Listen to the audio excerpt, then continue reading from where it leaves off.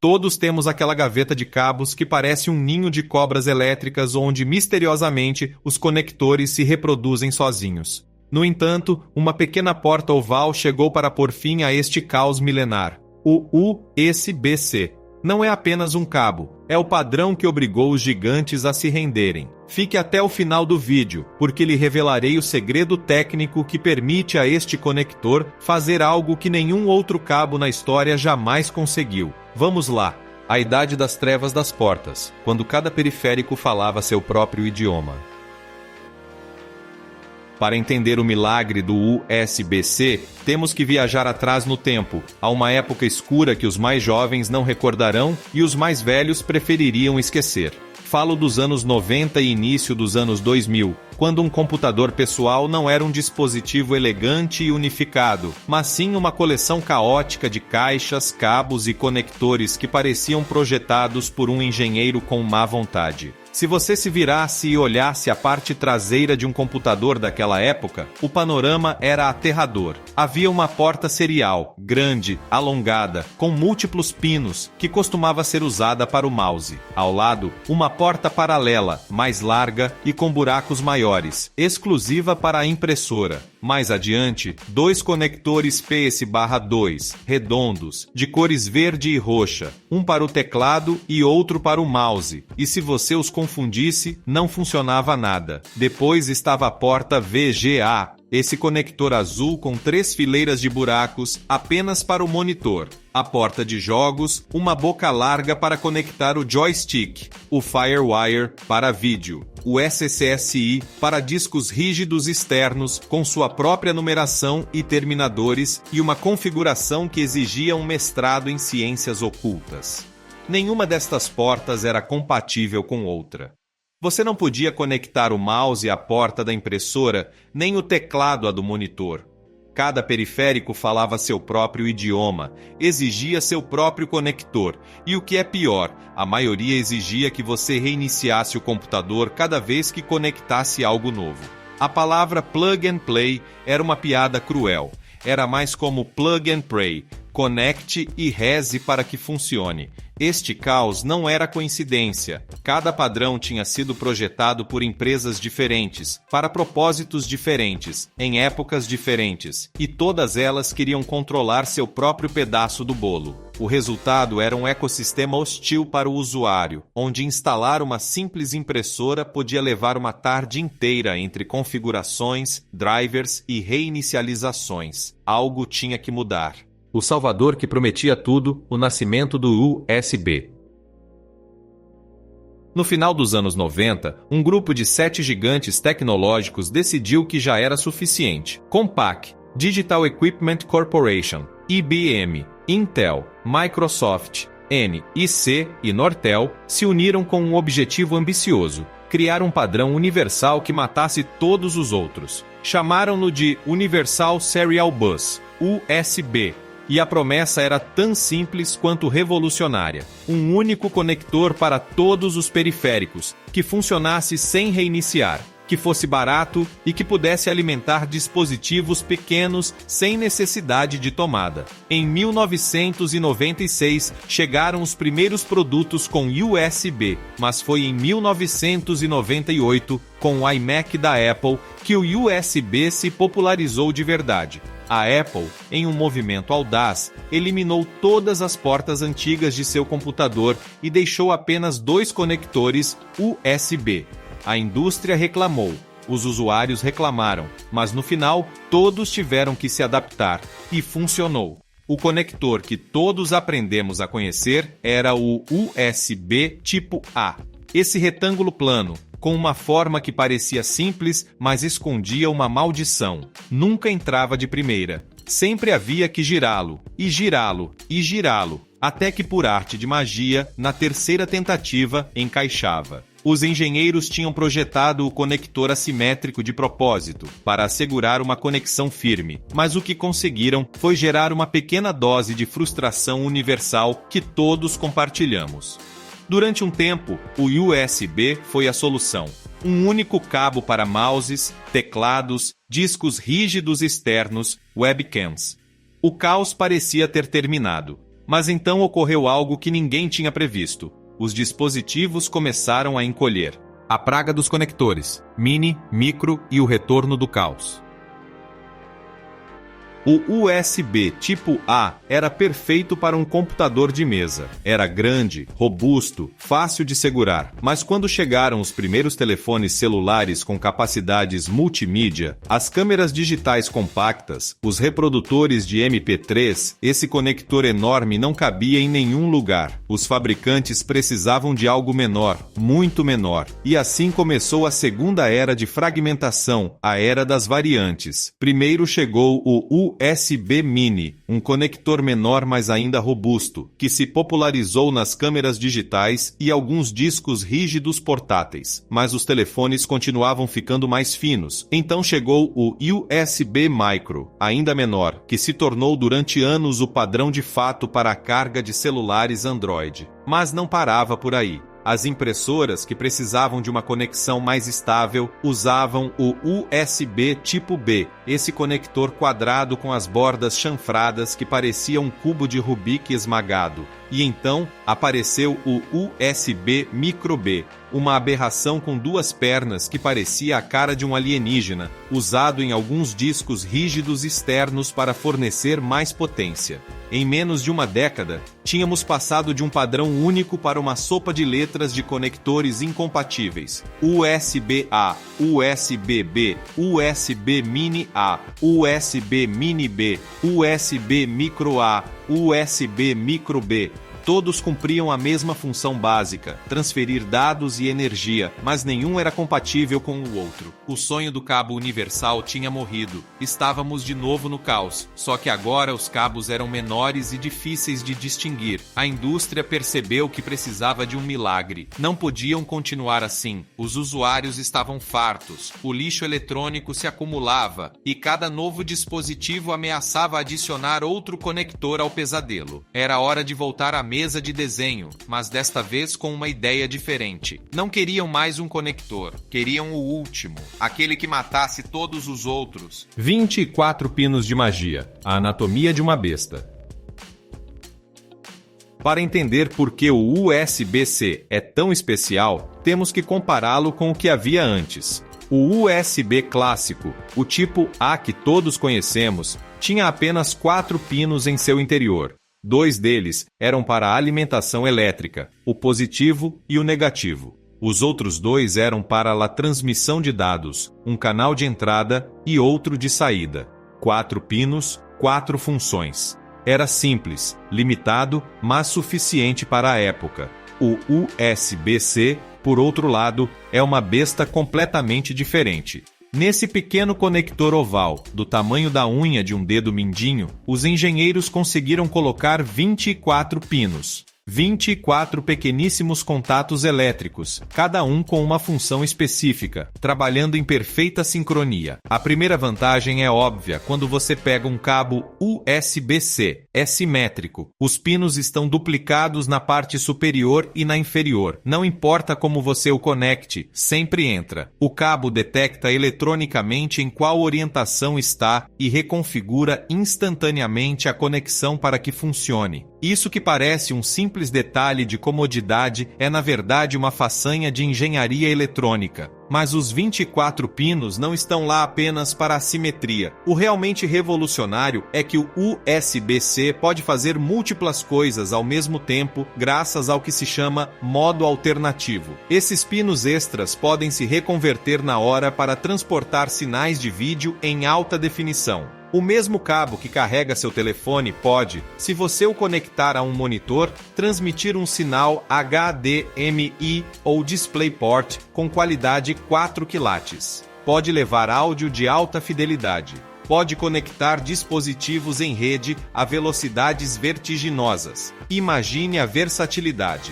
Uma única porta em seu computador pode servir para carregar a bateria, conectar um monitor externo, sincronizar dados com um disco rígido e plugar fones de ouvido, tudo ao mesmo tempo, com um simples hub. O que antes exigia meia dúzia de conectores diferentes, agora cabe em um pequeno óvalo. A revolução da energia, como um cabo pode carregar um notebook.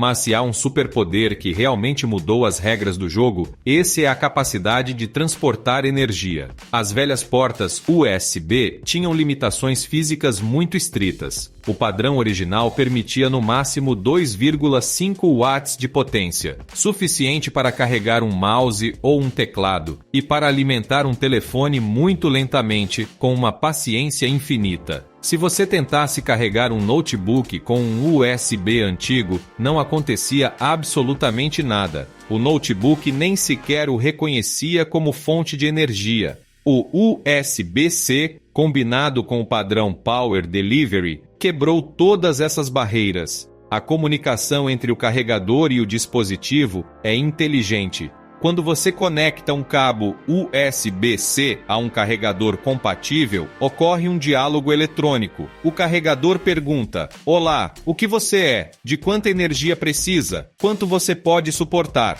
O dispositivo responde: "Sou um telefone, me dê 15 watts." Ou "Sou um notebook de última geração, preciso de 100 watts." Ou nas versões mais modernas: "Sou uma estação de trabalho, me dê 240 watts." Sim, você leu bem. 240 watts. Essa é a potência máxima que pode transportar um cabo USB-C atual, suficiente para carregar não apenas um telefone, não apenas um tablet, mas um notebook gamer, um monitor grande, inclusive alguns eletrodomésticos pequenos. Tudo por um cabo fino, flexível, que não pesa nada. Esta revolução energética matou silenciosamente toda uma espécie de conectores, os carregadores de notebooks gordos e redondos. Esses tijolos pretos com pinos cilíndricos de diferentes tamanhos que cada marca usava como próprio. Dell tinha o seu, HP o seu, Lenovo o seu, e nenhum era compatível com o outro.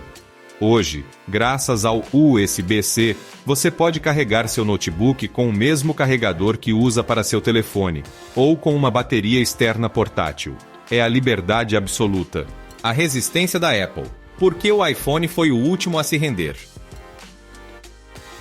E, no entanto, apesar de todas estas vantagens, houve um produto que resistiu durante quase uma década. Um produto que se tornou o último bastião da resistência contra o USB-C. Falo, é claro, do iPhone. A história tem uma ironia profunda. A Apple foi um dos primeiros fabricantes a adotar o USB-C. No ano 2015, o MacBook de 12 polegadas chegou ao mercado com uma única porta USB-C. Não tinha nada mais. Nem conector de corrente magnético MagSafe, nem portas USB tradicionais, nem HDMI. Apenas USB-C.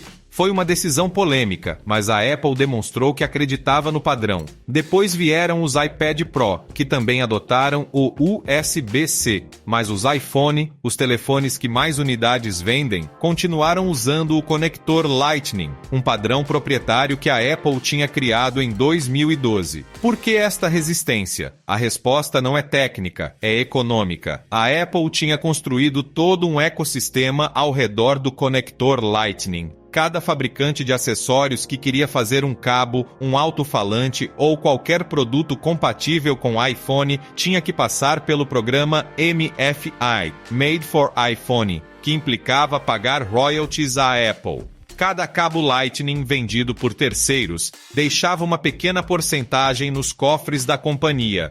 Era um negócio lucrativo, de centenas de milhões de dólares por ano. Além disso, a Apple controlava totalmente o padrão. Podia decidir quais características adicionava, quais chips de autenticação incluía, quais acessórios eram válidos e quais não. Mudar para USB-C significava perder esse controle, abrir seu ecossistema a um padrão aberto que qualquer um podia usar sem pagar nada. A batalha estava montada. Por um lado, a conveniência do usuário e a unificação de padrões. Por outro, o negócio e o controle do ecossistema. E durante anos, a Apple conseguiu manter sua postura. Mas algo estava se formando no horizonte. Algo que nem mesmo o gigante de Cupertino poderia deter. O golpe de Estado europeu. Como um continente obrigou a Apple a mudar. Esse algo foi a União Europeia. Durante anos, o Parlamento Europeu tinha observado com preocupação o crescente problema do lixo eletrônico. Cada vez que um usuário trocava de telefone, costumava descartar também os carregadores velhos, porque os novos eram incompatíveis. Acumulavam-se toneladas de cabos, transformadores e conectores em aterros de todo o continente. Os dados eram assustadores. Apenas na Europa, geravam-se a cada ano cerca de 11 mil toneladas de resíduos de carregadores, 11 mil toneladas de plástico, cobre e componentes eletrônicos que poderiam ter sido evitados com um padrão comum. Além disso, estimava-se que o europeu médio tinha pelo menos 3 carregadores diferentes em sua casa, a maioria deles sem uso, mas impossíveis de jogar fora por via das dúvidas. Em 2022, depois de anos de debates e pressões, a União Europeia aprovou uma lei histórica. A partir do final de 2024, todos os dispositivos eletrônicos portáteis vendidos no território da UE deveriam usar um carregador comum. E esse padrão escolhido foi, como não poderia deixar de ser, o USB-C. A lei afetava telefones celulares, tablets, câmeras, fones de ouvido, alto-falantes, consoles de videogame e leitores eletrônicos. Foi um checkmate. A Apple podia se dar ao luxo de irritar alguns usuários, mas não podia se dar ao luxo de perder o mercado europeu, que representa uma parte substancial de suas receitas. A companhia tentou resistir, alegando que a lei sufocava a inovação, mas a realidade era teimosa. Em setembro de 2023, com o lançamento do iPhone 15, a Apple anunciou o inevitável. O novo telefone teria USB-C. O conector Lightning, depois de 11 anos de reinado, passava à história. Foi o fim simbólico de uma era. Pela primeira vez, um usuário podia comprar qualquer telefone, de qualquer marca, e usar o mesmo cabo para carregá-lo. A unificação era total. A armadilha oculta. Nem todos os USB-C são iguais. Mas antes que você corra para comemorar e esvaziar sua gaveta de cabos, preciso fazer uma advertência crucial. O USB-C é um padrão, mas nem todos os cabos USB-C são iguais. De fato, existe uma armadilha oculta que pode fazer com que você compre um cabo que parece igual, mas não cumpre o que você precisa. Fisicamente, todos os conectores USB-C são iguais. Entram em qualquer porta, conectam-se com a mesma facilidade, mas internamente há diferenças abismais. Os cabos mais baratos, esses que vendem em postos de gasolina ou lojas de tudo a 100, costumam ter apenas os pinos essenciais para a carga lenta. Podem carregar seu telefone, mas não poderão transmitir vídeo para um monitor, não alcançarão altas velocidades de transferência de dados e certamente não poderão fornecer os 240 watts que um notebook potente precisa. Se você tentar carregar um notebook com um cabo barato de baixa especificação, podem acontecer duas coisas. Ou não carrega nada, ou o que é pior, pode superaquecer e danificar tanto o cabo quanto o dispositivo. Houve casos de incêndios provocados por cabos USB-C de má qualidade. Como identificar um bom cabo? É preciso olhar as especificações. Um cabo USB-C moderno de qualidade deveria indicar claramente sua velocidade de transferência e sua capacidade de potência. Os melhores suportam USB 3,2 ou Thunderbolt, com velocidades de até 40 gigabits por segundo e potências de até 240 watts. Costumam ser um pouco mais caros, mas vale a pena investir neles. E certamente convém comprá-los de marcas reconhecidas ou diretamente do fabricante do dispositivo. Então sim, o USB-C é o padrão universal, mas o usuário continua tendo a responsabilidade de escolher bem. 20 anos de caos de cabos chegaram ao fim. 20 anos de abrir gavetas repletas de conectores esquecidos, de procurar desesperadamente o cabo adequado para cada dispositivo, de maldizer a incompatibilidade e a obsolescência programada. O USB-C não é perfeito, tem suas complexidades, suas armadilhas, suas diferenças internas, mas é o mais próximo que estivemos de um padrão verdadeiramente universal.